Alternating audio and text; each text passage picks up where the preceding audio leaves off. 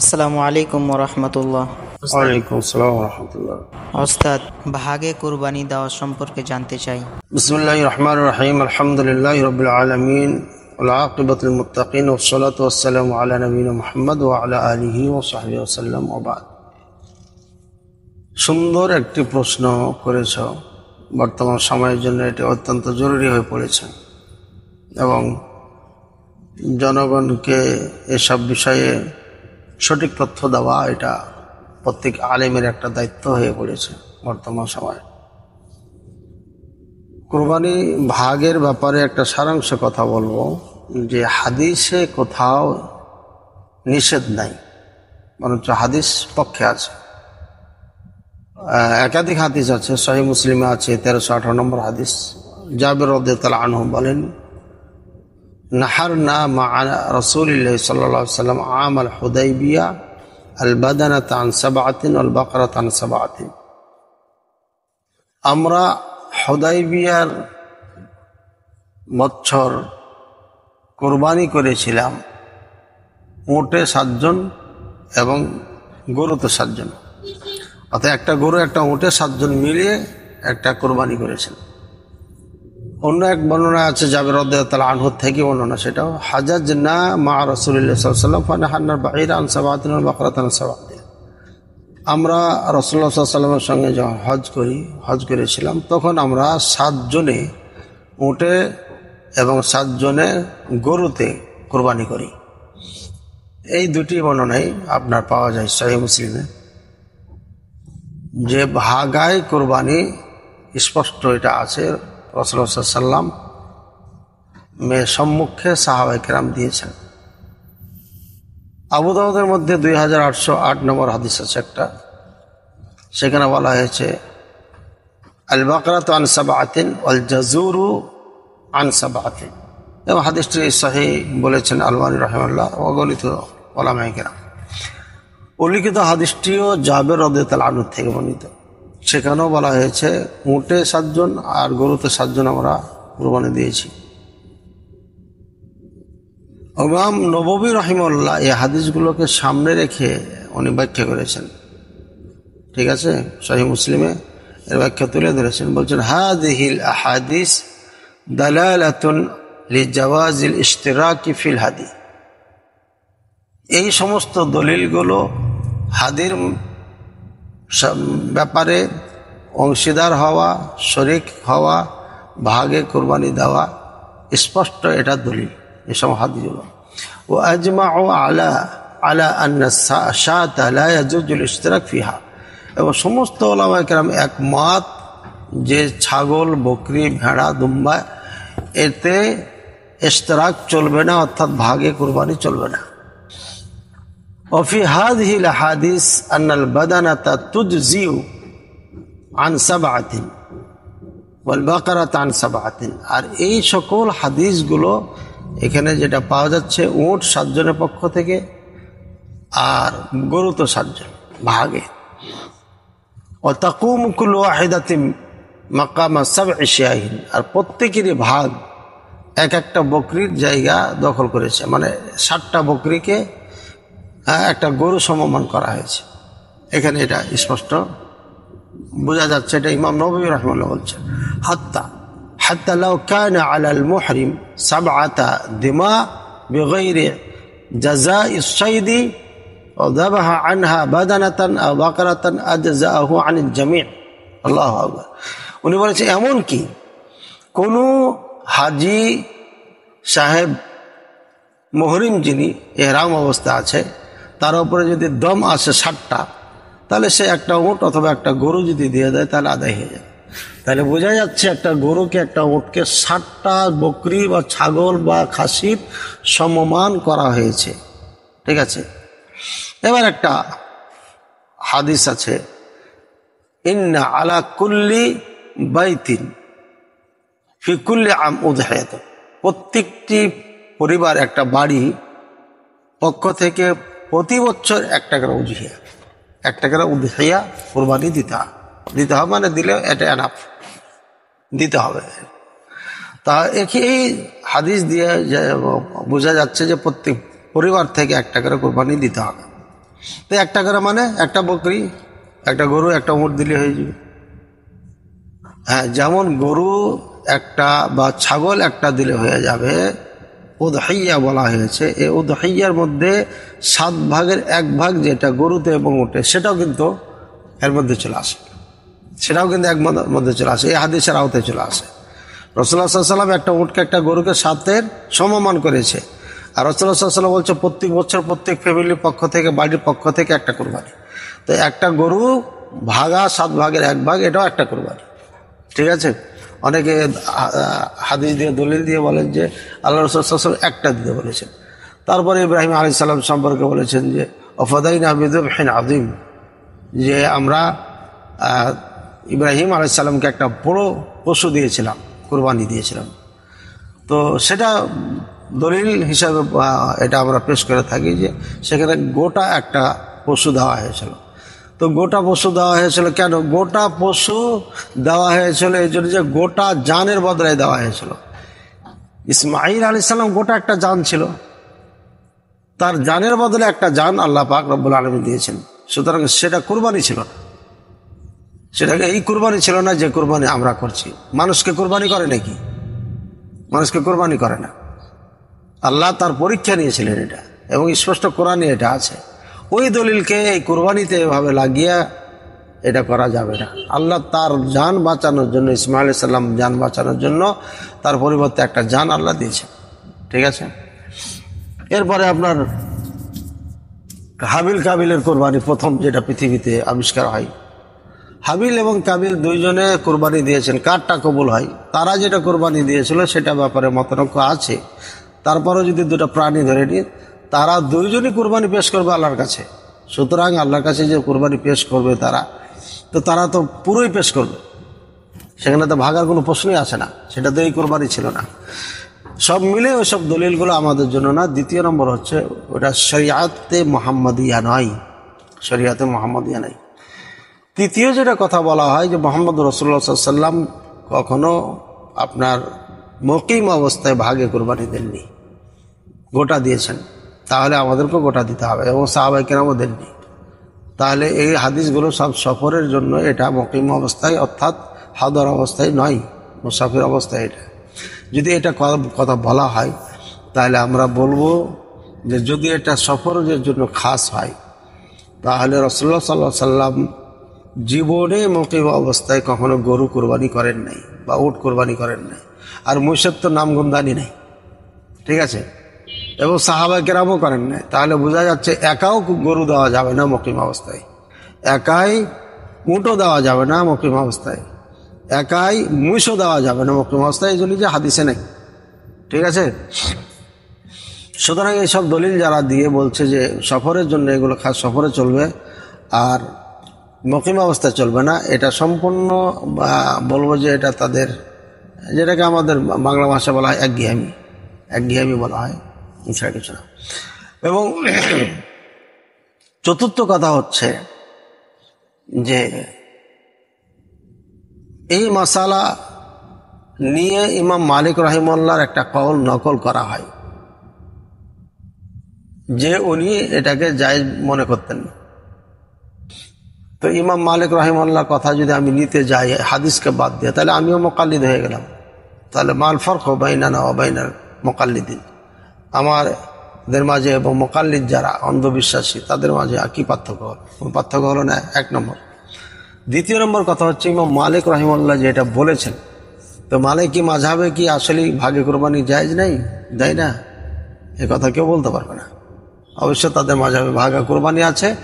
এবং এই ভাগা কোরবানি সম্পর্কে মদিনা বিশ্ববিদ্যালয়ে থাকাকালীন আমি অগণিত দেশের ছাত্রদেরকে জিজ্ঞাসা করেছি যে তোমাদের দেশে ভাগে কোরবানি চলে কিনা। মরক্কো থেকে নিয়ে, আফ্রিকা থেকে নিয়ে গোটা আরব সব জায়গাতেই ভাগা কোরবানি চলে। তাহলে বোঝা যাচ্ছে হ্যাঁ মালিকি মাযহাবে ওটা নেই, কারণ মরক্কো তো মালিকি মাযহাব।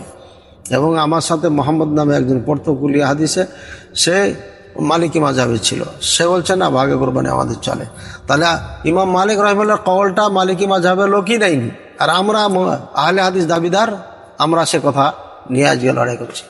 এটা অবশ্যই একঘেয়েমি ছাড়া অন্য কিছু নয়। দ্বিতীয় নম্বর কথা হচ্ছে যে বর্তমান যুগে শত শত মানে হাজার বছর বলা যায়, হাজার বছর থেকে নিয়ে এ পর্যন্ত এই মাসালা নিয়ে কেউ মতনৈক্য করেনি। ঠিক আছে, যেহেতু কোনো মতনৈক্য নাই, এটা ইজমায় পরিণত হয়ে গেছে। 7 ভাগে কোরবানি জায়েজ আছে, এটা ইজমায় পরিণত হয়েছে। এটা নিয়ে দ্বিমত করা কারোর জন্য কোনো অনুমতি নাই এবং সালফুস সালেহিনের এটা মানহাজ না, নিয়ম না, নীতি না। চতুর্থ নাম্বার, আপনার বর্তমানে সেরা ওলামায়ে কেরাম যারা কে আমরা জানি চিনি, যাদের কথা আমরা সবসময় বলি, তিনারা হচ্ছেন সৌদি আরবের ওলামায়ে কেরাম। ইবনে উসাইমিন রাহিমাহুল্লাহ, ইবনে বাজ রাহিমাহুল্লাহ, তারপরে আলবানী রাহিমাহুল্লাহ, সালেহ আল ফাউজান রাহিমাহুল্লাহ বর্তমানে বেঁচে আছেন, আব্দুল মুহসিন আব্বাদ রাহিমাহুল্লাহ হাফিজাহুল্লাহ, আর সালেহ ফাউজান হাফিজাহুল্লাহ, এনারা বেঁচে আছেন দুজনই। যে এই বড় বড় বিদ্বানগণ এবং আরও অনেকেই আছেন, হাজার হাজার ওলামায়ে কেরাম, কেউ দ্বিমত আজ পর্যন্ত করে নাই যে মুকিম অবস্থায় ভাগা কোরবানি যাবে না, গরু তার উঠে। সুতরাং এখন যারা আমরা বলছি যে এটা চলবে না, অবশ্যই এটা ফিতনা ছাড়া কিছু না। এবং সৌদি আরবের ফতোয়া বোর্ড কি বলছে এটা আমরা শুনি। সুইলাতিল লাজনা আদ-দাইমা আন ইশতিরাক ফিল উদহিয়া, কোরবানিতে ভাগে কোরবানি সম্পর্কে লাজনা দাইমা স্থায়ী বোর্ড, ফতোয়া বোর্ড সৌদি আরবকে জিজ্ঞাসা করা হয়েছিল ভাগে কোরবানি সম্পর্কে। ফাজাবাত, তখন লাজনা উত্তর দেন, কি উত্তর দেন? তুজজিউল বাদানাতু ওয়াল বাকারাতু আন সাবআতিন, একটি উট একটি গরু 7 জনে জায়েজ, এনাফ। তো জায়েজ বলেনি, এনাফ, এনাফ বলেছেন। তুজজিউ সাওয়ান কানু মিন আহলি বাইতিন ওয়াহিদ, তারা এক বাড়ির থেকে হোক, আও মিন বুয়ুতিল মুতাফাররিকিন, অথবা ভিন্ন ভিন্ন বাড়ির থেকে হোক, ও সাওয়ান কানা বাইনাহুম কারাবা আও লা, তাদের মধ্যে আত্মীয়তা থাক অথবা না থাক, ভাগা কোরবানি জায়েজ আছে। لأن النبي صلى الله عليه وسلم أذن للصحابة في الاشتراك في البدنة والبقرة كل 7 في واحدة ولم يفصل ذلك أو يفصل ذلك, দূরে পড়া যাবে, অসুবিধা নাই। কেননা রাসূলুল্লাহ সাল্লাল্লাহু আলাইহি ওয়াসাল্লাম সাহাবায়ে কেরামকে ভাগে কোরবানির অনুমতি দিয়েছেন গরুতে উঠে। ঠিক আছে, এবং এটা পার্থক্য করেন না, ওলাম ইফসাল পার্থক্য করে নাই যে এটা সফর অবস্থায় চলবে আর মুকিম অবস্থায় চলবে না, এমন কোনো পার্থক্য উনি করেন নাই। ফতোয়া লাজনা দাইমা 11 খণ্ড 401 নম্বর পৃষ্ঠা।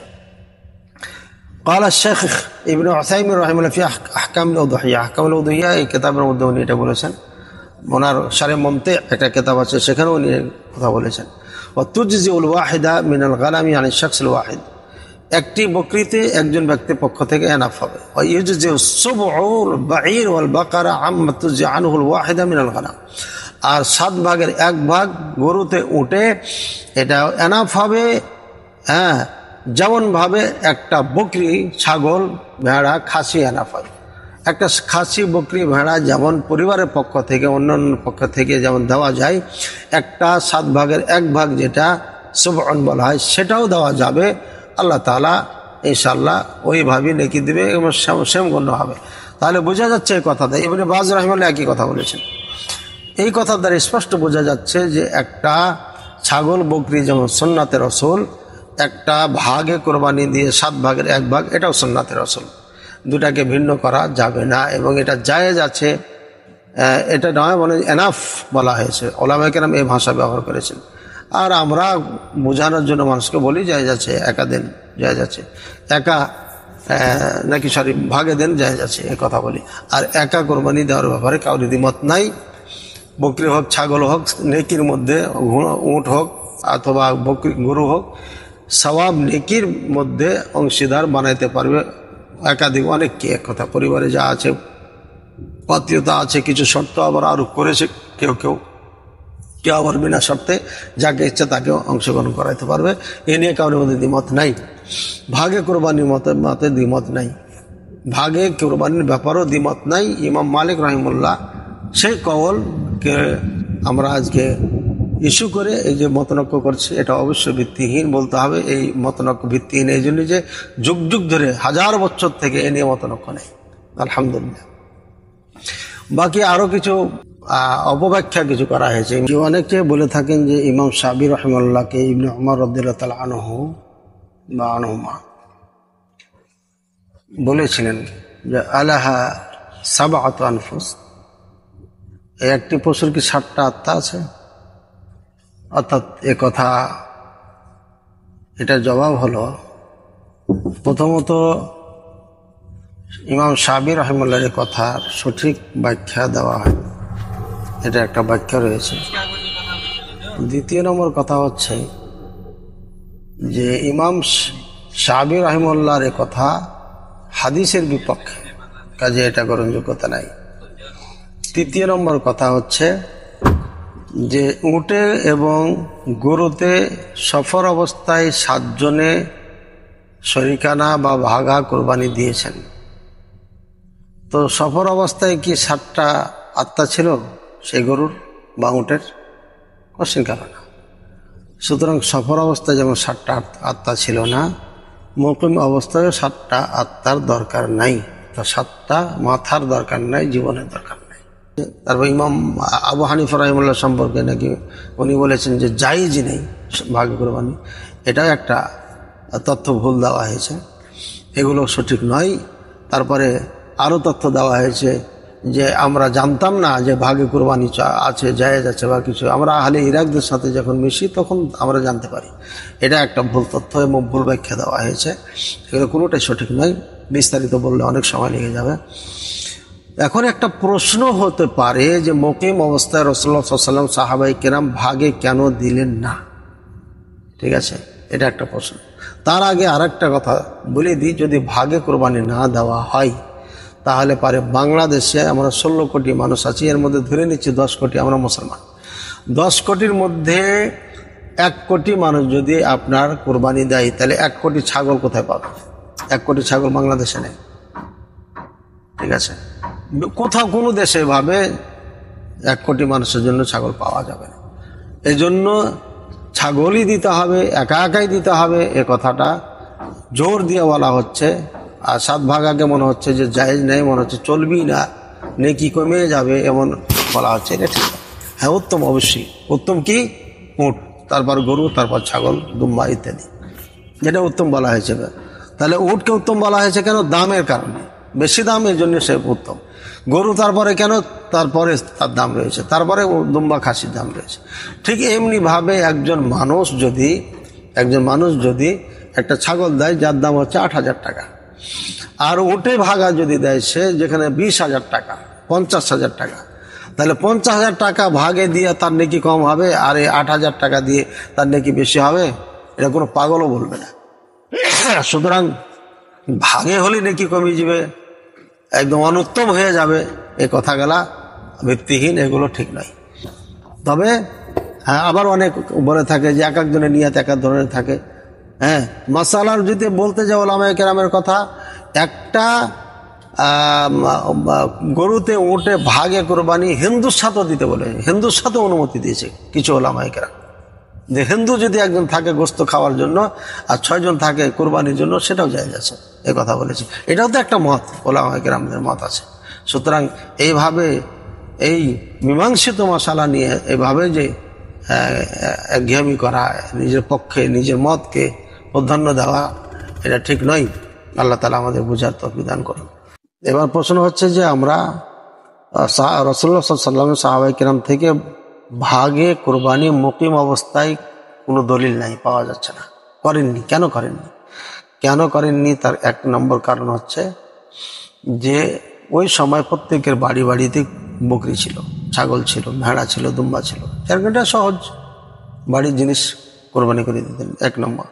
2 নম্বর, সাহাবায়ে কেরামদের মধ্যে এই নেচার ছিল যে তারা কোরবানির দিনই গোস্ত খাইতেন, সব বন্টন করে দিতেন, 2 নম্বর। তৃতীয় নম্বর হচ্ছে যে ওই সময় উটের অনেক প্রয়োজন ছিল, গরু তো ছিলই না, যার কারণে উট কোরবানি দেওয়ার থেকে তারা বেঁচে থাকতেন, এজন্য দিতেন না। চতুর্থ নম্বর হচ্ছে যে কোরবানির ক্ষেত্রে আল্লাহ সন্তুষ্টি অর্জনের জন্য একটা কোরবানি করা দরকার, এটা সবাই চাই, আল্লাহ সন্তুষ্টি, এজন্য একটা কোরবানি দিতে হবে। সুতরাং আমার সামর্থ্য এবং সহজে যেটা দেওয়া সেটা দিয়ে দিয়েছি, সেটা হচ্ছে কি ছাগল, কেননা ছাগলের দাম কম আর কোরবানির দাম অনেক বেশি না, গরু উটের দাম অনেক বেশি। এখনো সৌদি আরবে 10,000 রিয়াল নিচে মনে হয় কোনো কোরবানি উট পাওয়া যাবে না, কিন্তু 200 টাকাতে ছাগল বকরি পাওয়া যায়। 200 আর কোথায় 10,000, তো 10,000কে যদি আমি 7 ভাগ করি তারপরে 1,000-এর বেশি হচ্ছে।